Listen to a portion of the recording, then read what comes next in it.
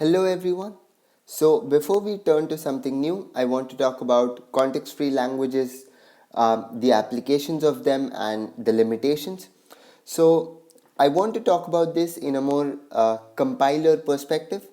So let's say we want to check whether 1 plus 2 plus 3 is a valid expression and whether 1 plus 2 plus is a valid expression. Of course, the second one isn't, but how do we actually check this in a compiler?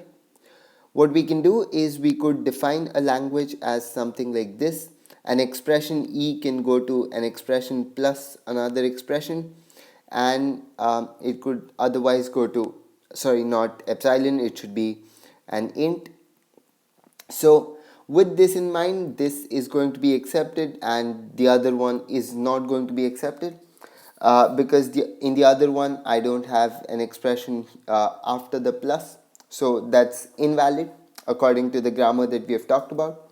So this is one sense in which context-free grammars can be useful in compilers, and another way is if we want to check um, matching parentheses or matching braces or matching anything actually. So even if we want to check whether some HTML is valid, we want to check whether every tag has a corresponding closing tag to it. So in that sense, context-free grammars can be really helpful. But what are the limitations of context-free grammar? And of course, one of the limitation is that it can't have something like a to the power n, b to the power n, c to the power n. This isn't really context-free. So, but this is just a very abstract example of the limitation. A more concrete example would be to talk about in the sense of compilers.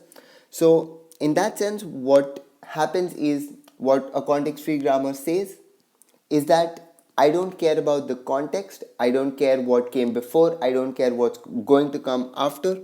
All I care about is whether something is correct according to some given syntax or not. Which means that if I have something like, let's say I can write x equals 10.5, you might say that this is valid syntax, but what if I did something like this? What if I wrote int x here? Now with the context of this thing right here, the second statement actually becomes invalid. Of course, a lot of compilers will just truncate the 0.5 and put the 10 in the x, but that's not the point. The point that I'm getting at is, depending on what type you gave x or what came before, this may or may not be a valid sentence. This thing right here, this may or may not be a valid statement. Similarly, one other thing that you might have done is you might have used the const keyword. So if you have something like const y equals 5, or another word for const might be something like final. So if you have final y equals 5, and then later you do something like y equals 10. Of course, as far as syntax is concerned, this is perfectly valid, but what happens is a lot of things depend on the context, which means that it depends on what comes before, what comes after, all of those things.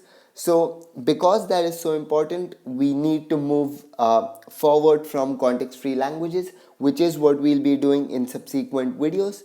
So I'll see you there. I hope you understood how context-free grammars can be used in compilers and where they cannot be used.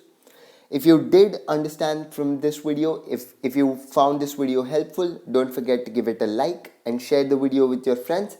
I'll see you in the next video.